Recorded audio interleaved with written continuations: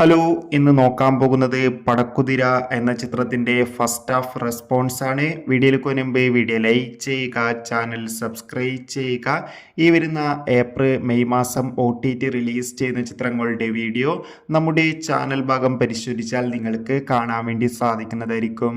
അജു വർഗീസ്, ജോമോൻ ജ്യോതിർ, രഞ്ജിത്ത് പണിക്കർ എന്നൊക്കെ പ്രധാന കഥാപാത്രങ്ങളായി ഇന്ന് ഏപ്രിൽ 24 റിലീസിനെത്തിയ ചിത്രമായിരുന്നു പടക്കുതിര.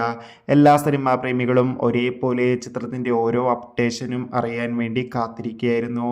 ഫൈനലി ചിത്രത്തിൻ്റെ ആദ്യ ഷോ ഇപ്പോൾ കേരളത്തിലെ വിവിധ തിയേറ്ററുകളിൽ ആരംഭിച്ച് ചിത്രത്തിൻ്റെ ഫസ്റ്റ് ഹാഫ് റെസ്പോൺസ് ഒക്കെ പുറത്തുവന്നിരിക്കുകയാണ്. ചിത്രത്തിൻ്റെ ആദ്യ പകുതി തന്നെ ചിത്രത്തിന് മികച്ചൊരു പോസിറ്റീവ് റെസ്പോൺസാണ് നേടിക്കൊടുത്തിരിക്കുന്നത്.